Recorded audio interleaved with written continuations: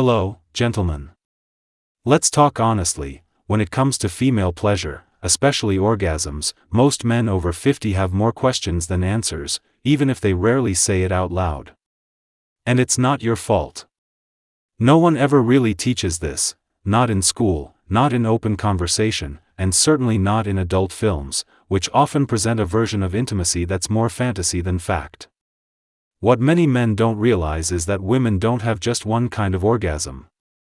And if the mindset is simply, get it done, you're unintentionally skipping over one of the most deeply rewarding parts of not just her experience, but yours as well. After working for over 2 decades as a sex and relationship counselor, primarily with older men and long-term couples, I've seen firsthand how everything transforms when a man truly understands a woman's body and her emotional needs. The relationship becomes warmer. She feels more deeply connected.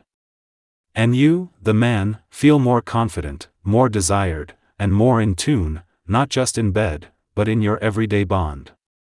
Today, we're going to dive into a subject that can feel mysterious for many but is absolutely learnable. You don't need to be a mind reader, and you don't need to reinvent yourself.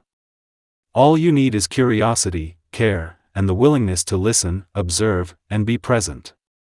Understanding a woman's orgasm starts by recognizing that it's not a simple on-off switch. It's a complex process involving the nervous system, hormones, emotions, and trust.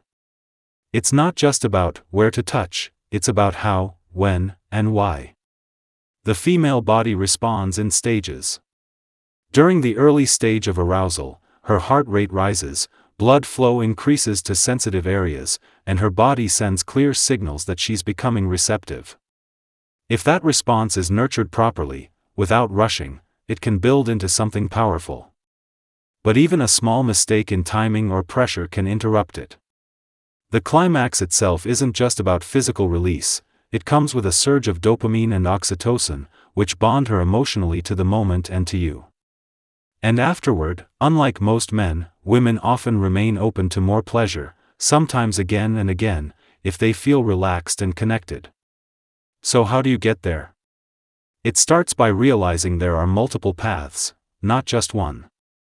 A woman can experience pleasure from external touch, deep internal contact, sensitive back zones, chest stimulation, blended combinations, or even full emotional body responses. Each one is real, valid, and often very personal. Some women discover these only after years, often when they feel secure, understood, and unpressured. And that's where you come in. When you shift your mindset from performance to presence, everything changes. Take the most well-known area of stimulation, just above the vaginal opening, a tiny, sensitive zone with over 8,000 nerve endings. It's not about speed or pressure here, it's about subtle, slow, and patient movements. It's about noticing her breath, her reactions, the way she reaches for your hand or shifts her hips. The goal isn't to hurry to the end but to let each step build naturally, like tuning a delicate instrument. The best results come when you're paying attention to the small details, not rushing to the finale. Then there's internal pleasure, the area sometimes called the G-spot. Not every woman feels it the same way, but for many, gentle pressure on the front wall of the vaginal canal can create a deep, wave-like response. This isn't a magic trick, it's about rhythm, communication, and trust. If you use your fingers, a slow curling motion often works best, paired with attentive observation. And if she responds, arched back, soft sighs, increased moisture, it's a sign you're close to something beautiful. But never assume. Always stay in sync with her rhythm, not your own. There's another area almost never talked about, the back, near the anus and perineum. Though often overlooked or misunderstood, this region contains nerve networks connected to pelvic sensations. Gentle, indirect stimulation here, if both partners are open to it, can unlock surprising depth. But this zone requires the highest level of trust. It's not about trying something exotic, it's about building comfort, preparing properly, and always getting clear consent. If approached with patience and care, it can offer a type of intimacy that blends physical and emotional closeness in a uniquely powerful way. You might be surprised to learn that some women can experience intense pleasure, or even climax, through upper body touch alone. The chest, especially the nipples, is neurologically wired to the same pleasure centers as the genitals. That means with the right kind of stimulation, slow, warm, emotionally connected, you can trigger a deeply pleasurable response without even touching the central intimate areas. It's more common than you might think, especially in women over 50 who tend to value emotional intimacy and closeness just as much as physical stimulation. And then there are blended experiences. When external and internal zones are stimulated together in rhythm, often through coordinated hand movement and body positioning, the pleasure can rise dramatically. The brain reacts as if it's receiving pleasure from two sources at once, which amplifies the effect. This isn't about juggling multiple techniques, it's about being fully present, moving together in sync, and creating a steady rhythm. For many couples, this is where real magic happens. It requires focus, yes, but also calm energy. You're not trying to impress, you're tuning in, physically and emotionally. And when you do, the woman in your life feels safe, honored, and deeply connected to you. Sometimes, all these elements combine into what's known as a full-body release. For a small percentage of women, steady stimulation of internal areas, particularly the front wall, can lead to an involuntary release of fluid, often called female ejaculation. It's not urine. It's a clear, odorless fluid released by glands near the urethra. It can be surprising, even overwhelming, especially if it's her first time experiencing it. But it's completely natural. If it happens, the most important thing you can do is stay calm and supportive, don't joke, don't make it awkward.